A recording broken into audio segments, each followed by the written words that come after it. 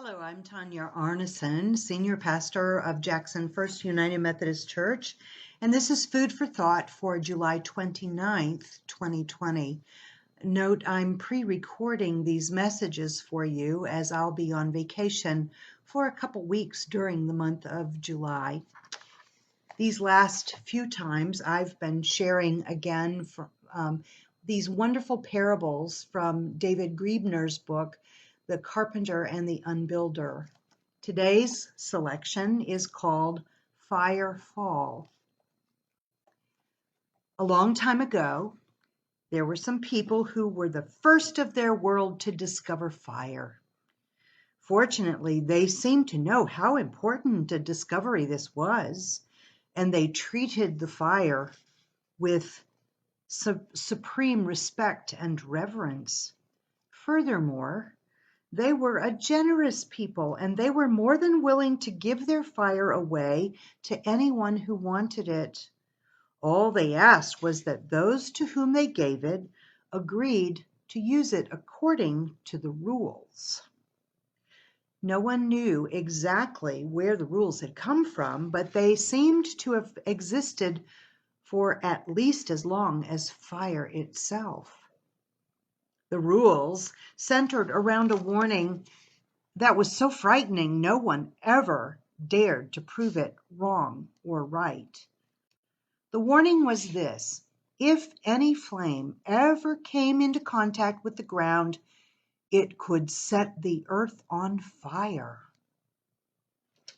For this reason, they were very careful to build every fire outside on a precisely arranged pile of stones that easily put the flames 2, 3, or even 4 feet off the ground. Only this arrangement could assure that nothing ever filtered down to the ground except a few cold ashes, and so they felt safe. The people had distilled these rules that governed their use of fire into 4 sacred sayings. They went like this, and they accompanied every gift of fire. Let those who use fire beware. Build it on stones in the open air. Lest fire touch and bring to birth flames to consume the earth. So these people made an kind of uneasy peace with this great gift. However, one day they heard some news that sparked an immediate feeling of horror. Apparently, a small group of strangers was moving through the outlying villages.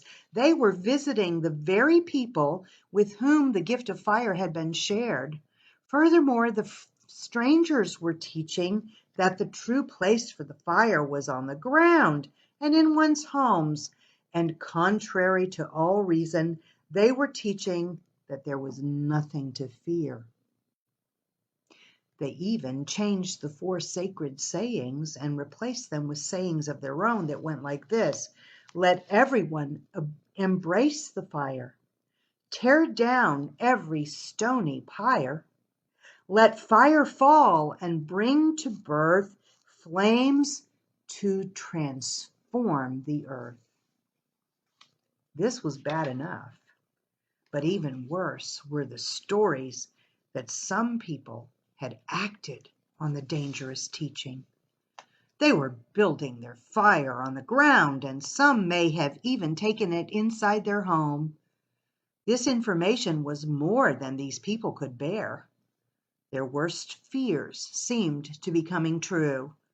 Terrorized, they stopped giving away the fire they had, but they could not undo what had been done. From then on, the world was divided into 2 different kinds of people. There were those who accepted the new sacred sayings. They discovered that when they placed the fire on the ground and took it inside their homes, the earth was not set on fire at all. Instead, their homes were warmer. The great gift was easier to use, and it was a delight to share without fear. Then there were those who held on to the old ways. They kept their fire to themselves and spent their lives looking for the perfect stones to make the perfect piles to keep their little fires safely away from their little plots of dirt.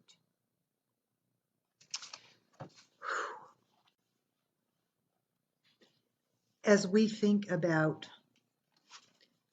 old ways, treasured ways, known ways, comfortable ways that we worship together, that we've been worshiping together for a really long time, that have fed our souls, that have grown our spirits, that have ignited our passion for God.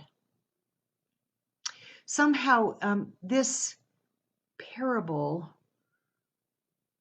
is a warning to me that even though the old ways have worked and been sacred for us in the past, there may be new and exciting and reasonable and good ways for us to think about how we do worship, how we live as a beloved community of God, how we move forward after this COVID-19 time of sheltering. Will we protect ourselves and retain our time-honored ways of doing things because we've always done it that way? Or will we consider that we may be able to find new and exciting ways to warm our homes, to warm our hearts and our lives, and to ignite the fire of God's Spirit in the world in different ways? I ask you to consider how far you're willing to go in terms of what this new worship will look like when we're finally able to gather in person. I trust you'll be with us. I know we all long to be together. I also know, at least I think, that keeping everything to ourselves and trying to maintain a sense of safety of the old ways of doing things, it may not be what's going to work best for us in the future. Well, we'll continue the conversation. There will be opportunities to get your input, and we thank you for the input that we've received from you already. Just know that all of us long to be together. I miss you. I miss live worship. I also know that as we begin to come back together in our beloved sanctuary, things are going to look a little different. The fires are going to be cared for a little differently. I'm actually excited about the possibilities before us, and I hope you are too. Continue to pray for your church. Continue to pray for the world. Continue to pray that the fire of the gospel of Jesus Christ will find ways to enter into people's lives. Not always because of us, sometimes in spite of us, but certainly we want to do our part to share the warmth. I hope that you will continue to be blessed and be well and know that you are beloved, beloved, beloved in all of this. Amen.